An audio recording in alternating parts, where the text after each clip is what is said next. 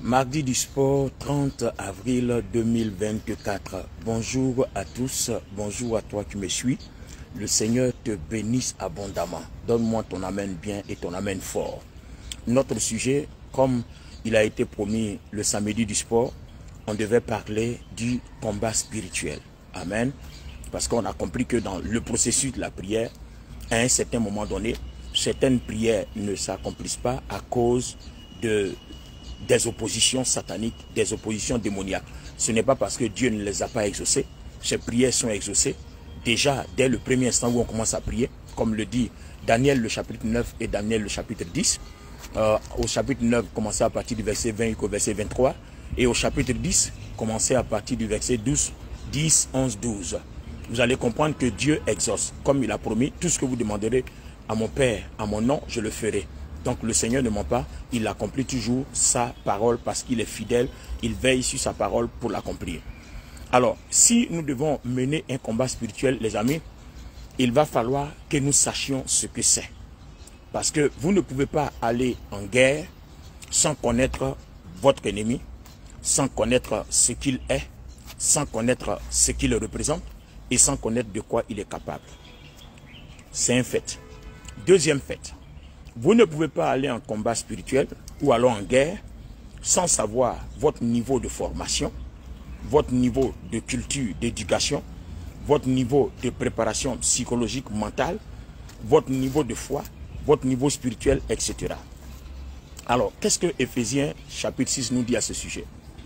Éphésiens chapitre 6 nous dit, vous n'avez pas à lutter contre la chair et le sang, mais contre les dominations, contre les autorités, contre les principautés, contre les esprits méchants dans les lieux célestes.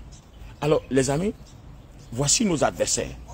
Mais quand on remonte au verset 11 et 12, dans le même Éphésiens 6, la version King James en français dit, « Mes frères, soyez puissants dans le Seigneur et dans la puissance de sa force. » Soyez puissants dans le Seigneur et dans la puissance de sa force. Ça me rappelle quelque chose que le Seigneur Jésus-Christ disait dans Jean le chapitre 14. Il dit, je suis dans le Père et le Père est en moi. Il dit, soyez puissants dans le Seigneur et dans la puissance de sa force. Donc, si toi et moi, nous sommes appelés à être puissants dans le Seigneur et dans la puissance de sa force, il faut qu'on comprenne notre relation avec le Seigneur. Parce que le Seigneur Jésus-Christ nous donne l'exemple en disant, je suis dans le Père et le Père est en moi. Dans Jean 14. Et il dit, tout ce que je fais, c'est le Père qui me dit de faire. Donc en fait, le Père est dans le Christ et le Père pilote tout à partir du Christ. Donc Christ doit seulement, par l'autorité que le Père lui donne, déclarer les paroles, prophétiser les paroles, libérer les actions, libérer les mouvements, libérer toutes les activités selon que le Père qui est en lui ordonne de le faire. Vous voyez? Alors, partant de cela, toi et moi, nous avons besoin de comprendre, chers amis, que nous aussi, comme le Seigneur dit, demeurez en moi et je demeurerai en vous. Il dit, si vous demeurez en moi, que mes paroles demeurent en vous, demandez alors tout ce que vous voulez et cela vous sera accordé. Donc, vous voyez, dans l'exaucement de nos prières, il y a ce côté combat spirituel qu'il ne faut pas occulter. C'est vrai, quelqu'un dira, le Christ est mort à la croix, il a tout accompli. D'accord, le Christ est mort à la croix, il a tout accompli. Mais on n'a pas éradiqué les démons de la terre. On n'a pas éradiqué les sorciers de la terre. On n'a pas éradiqué toutes les forces mystiques, sataniques, diaboliques de la terre. Ces forces-là interagissent toujours dans nos vies. Voilà, ils sont à l'origine de vouloir bloquer nos bénédictions. C'est eux qui font tout ça. Alors le Seigneur dit, soyez puissants. Dans Éphésiens 6, le verset 11, il dit, soyez puissants. Mais comment? Dans le Seigneur. Il n'a pas dit dans le fétichisme. Il n'a pas dit dans autre chose. Il n'a pas dit dans la magie. Il n'a pas dit dans l'occultisme. Mais dans le Seigneur Jésus-Christ. Or, toi et moi, nous savons que quand nous avons eu la foi en Christ, nous avons été unis au Christ. Donc, nous sommes dans le Seigneur. Et le Seigneur est en nous. Comme le Seigneur même l'a dit, dans Jean 14, il est dans le Père et le Père est en lui. Maintenant, ce qui suit, il dit, revêtez-vous, au verset 12, de toutes les armes spirituelles afin de résister aux ruses du diable. Dans d'autres versions, tenez ferme pour ne pas tomber dans les pièges du diable. La parole, la version parole de vie par exemple. Alors, il y a une des questions que je me pose actuellement. Si le Seigneur Jésus-Christ a tout accompli à la croix, qu'il a vaincu les démons, qu'il a vaincu, pourquoi il nous demande de tenir ferme? Pourquoi il nous demande de résister? En fait, à travers cette parole, il nous informe qu'ils sont là. Même s'il les a vaincus à la croix, ils sont là. Donc s'ils sont là, nous aussi on peut les vaincre, nous aussi on doit les vaincre. Parce que n'oubliez jamais Jude le chapitre 1, le verset 20. Construisez votre vie sur les fondements de votre foi. Donc c'est nous qui déclarons, c'est nous qui parlons. Il dit combattez. Il dit, vous n'avez pas à combattre contre la chair et le sang, mais contre. Donc il nous informe que à un moment donné, on aura à combattre contre. Parce que ceux-là nous tendront des pièges, ceux-là poseront des embuscades, ceux-là tendront des oppositions pour que nous puissions être menacés, pour que nous puissions tomber dedans. Alors, à partir de cet instant-là, il va falloir comprendre qu'un combat spirituel se mène quand on commence à comprendre la relation que nous avons avec le Christ. Parce que le verset 11 dit, il dit, soyez puissants. Alors si on te dit d'être puissant, comment on dit dans le Seigneur? Mais dans la force de sa puissance. Donc, notre puissance viendra de notre relation que nous avons, de l'union que nous avons avec le Christ. Notre force, notre puissance viendra de cette relation et viendra de cette union. À partir de cet instant, il est important que toi et moi, on commence à cultiver une bonne relation. Et une bonne relation commence par une bonne compréhension des Écritures. Parce qu'une mauvaise compréhension des Écritures dégagera une mauvaise manifestation de la foi. Or, une mauvaise manifestation de la foi ne produira jamais de résultat. Alors les amis, il va falloir donc qu'on apprenne à comprendre les Écritures, qu'on apprenne à comprendre ce que Dieu attend de nous, qu'on apprenne à savoir. Parce que si tu sais mal, alors tu pratiques mal. Si tu sais mal, tu obéiras mal. Alors ce que le Seigneur nous demande, c'est de mieux comprendre. Vous voyez, la foi vient de ce qu'on entend et ce qu'on entend vient de la parole de Dieu. Si on entend mal la parole de Dieu, si on comprend mal la parole de Dieu, si on interprète mal la parole de Dieu, alors les amis, on manifestera une mauvaise foi, on manifestera une mauvaise obéissance, on aura la volonté, mais en fait ce qu'on fera sera mal. Et comme tout ce que nous ferons est tordu, sera tordu, alors les amis, il n'y aura pas de résultat. Il n'y aura pas de résultat. Et le Seigneur, peut-être dans sa miséricorde, va manifester de petites choses. Parce que quand nous prenons par exemple Colossiens le chapitre 2, allez-y à partir du verset 9 et 10. Vous voyez, la Bible dit quoi? Nous avons tout pleinement en Christ. Donc, de par notre union avec lui, dans cette relation-là, toi et moi, nous avons tout pleinement en Christ. C'est-à-dire, on a la guérison, on a la santé, on a la délivrance, on a la force, on a la puissance, on a tout. Lui-même, il dit bien, allez-y, guérissez les malades, purifiez les lépreux, chassez les démons, ressuscitez les morts. C'est-à-dire, si nous nous rendons puissants dans le Seigneur et dans la puissance de sa force, voilà de quoi nous sommes capables. Alors, comment tu vas aller ressusciter un mort si tu n'es pas capable, dans la puissance du Seigneur, de chasser un esprit de mort? Donc, vous voyez qu'il ne suffit pas de venir et puis de dire à un mort, lève-toi. Ah non, les amis. Il faut être capable d'ordonner à la mort de quitter le corps. Donc, il faut savoir comment on combat. Toutes les maladies ont une source diabolique, toutes les maladies ont une source démoniaque.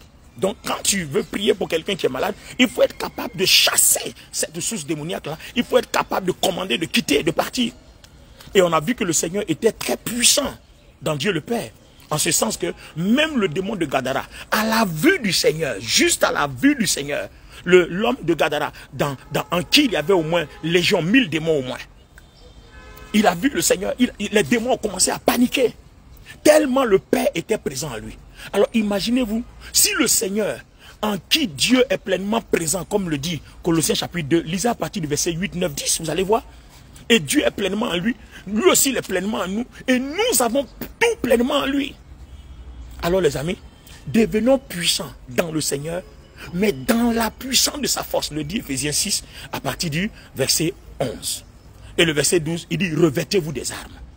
Alors à partir d'aujourd'hui, toi et moi, on doit comprendre que même si le Seigneur Jésus-Christ est mort à la croix, tout ce que nous allons faire, c'est pour libérer notre exaucement, il faut que nous soyons capables, face à certaines situations, de combattre. Il faut que nous soyons capables de combattre. Comprendre le combat spirituel, savoir combattre spirituellement. Alors c'est premièrement, savoir comprendre notre relation que nous avons avec le Christ. Parce que c'est dans sa puissance et dans la puissance de sa force que tout s'opère. Colossiens nous dit très bien, il nous dit très bien, nous avons tout, toi et moi, toi qui m'écoutes, toi et moi nous avons tout pleinement en lui. Donc si on a tout pleinement en lui, d'où viennent nos souffrances, d'où viennent nos souffrances, d'où viennent nos pleurs, d'où viennent nos maladies, d'où viennent nos problèmes, parce qu'on a tout. Donc normalement quand la maladie vient, je dois être capable de m'en débarrasser. Mais pour m'en débarrasser, il faut que je sache prier. Il faut que je comprenne qu'à un moment donné, il y a des choses que je dois refuser. Et pour refuser, je parle. Dans Marc 11, le Seigneur a parlé aux figuiers. Il nous a donné le pouvoir de la parole. Il faut parler. Mais quand je parle, ma puissance vient de quoi? Ma puissance vient de Christ en moi. C'est pour ça que Paul dit Christ en nous, l'espérance de la gloire. Alors, chers amis dans le Seigneur, voilà ce que je peux dire en introduction aujourd'hui concernant le combat spirituel. Il faut entretenir notre relation avec le Christ. Et entretenir notre relation avec le Christ commence par la bonne compréhension de la parole. La bonne compréhension de la parole suscite en vous et élève en vous une foi qui ne connaît pas de défaite. Parce que vous connaissez la vérité vous affranchira. Et comme le Seigneur Jésus dit, je suis le chemin, la vérité et la vie, il confirmera la vérité. Et notre autorité, par la parole et par nos actions, aura toujours du résultat. Que Dieu vous bénisse, que sa paix soit avec vous. Alors pour le sujet sur le combat spirituel, nous sommes en introduction. Alors le jeudi du sport, nous ferons la deuxième partie et nous évoluerons.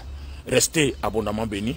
Au nom du Seigneur Jésus-Christ, c'était votre serviteur, le docteur Olivier Bonny, pour la matinale du sport en ce mardi 30 avril 2024. Alors, notre WhatsApp, contact WhatsApp, s'il vous plaît, n'appelez pas, on vous décrochera pas parce que c'est un standard. Envoyez seulement des messages, on vous répondra. 225 05 04 10 69 65. Vous pouvez aussi visiter pour d'autres messages mes différentes pages Facebook, Olivier Bonny tout court. Mon profil Facebook, Olivier Bonny Ministry. Ma page YouTube, Olivier Bonny Ministry. TikTok, Instagram, Olivier Bonny Ministry. Il y a beaucoup de messages là-bas qui vous édifieront par la grâce de Dieu. Si vous voulez prier avec nous dans nos différents lieux de prière, pour ceux qui sont du côté de Paris, c'est 12 rue des Chauffours, 95 000 Cergy. Si vous venez en RER A, c'est Cergy Préfecture. Voilà, vous descendez à la station Cergy Préfecture, vous demandez à tout le monde immeuble ordinal. Même si vous venez en GPS, en voiture, demandez l'immeuble ordinal. C'est l'entrée par la porte 1. Voilà, vous toquez à la vitrine, le vigile va vous ouvrir, vous lui demandez gentiment l'ascenseur 3 de la porte 3 et il vous indiquera, vous prenez l'ascenseur, c'est au 3e étage à gauche, c'est tous les dimanches de 15h à 17h30. Si vous êtes à Abidjan, voilà, n'oubliez pas que nous avons une église aux deux plateaux, nous avons une église à Yopougon, Cité de David, nous avons une église à Angré, nous en avons à Korogo, à Daloa, nous en avons un peu partout par la grâce de Dieu. Par la grâce de Dieu. Alors, si vous voulez prier avec nous aux deux plateaux, c'est tous les vendredis de 19h à 21h et de tous les dimanches de 8h à 11h. Alors, c'est sur le boulevard Latry, venant de Sokosé que tout le monde connaît, ou alors venant de Ena, de Cocody. Voilà, vous allez voir la station Ola, anciennement mobile. Derrière la station mobile, vous trouverez des cours de tennis. L'église est à côté. CSVJCAN, Communauté Source de Vie en Jésus-Christ Alliance Nouvelle, dont votre serviteur, le docteur Olivier Bonny, est le pasteur principal. Alors, c'est, si vous venez en GPS, voilà, c'est la rue K42, porte 121. Voilà, 121. Pour toutes les autres indications de Yopougon, Angré et autres, contactez-nous par WhatsApp 225 05 04 10 69 65. Et cependant, tous les soirs, du lundi au samedi, je tiens des enseignements et des moments de prière sur Zoom. Vous allez voir dans le titre de cette vidéo-là, il y a toutes les indications sur Zoom. Vous allez voir l'identifiant, vous allez voir le mot de passe, vous allez voir comment il faut télécharger la plateforme Zoom et comment il faut se connecter. Pour les heures, comme il y a 2 heures de décalage, par exemple, si vous êtes en Côte d'Ivoire, c'est 19h, si vous êtes à Paris, c'est 21h. Si vous êtes aux États-Unis, vous appliquez l'heure, donc vous allez faire votre heure, l'heure de Paris moins 6, donc ça va être 15 heures, voilà, etc. Vous l'appliquez à votre fuseau horaire. Ceux qui sont du Bénin, ceux qui sont du Cameroun, etc., vous l'appliquerez à votre fuseau horaire. Que Dieu vous bénisse, c'était le mardi sport concernant le combat spirituel. Restez abondamment bénis au nom de Jésus. J'ai dit Amen 7 fois.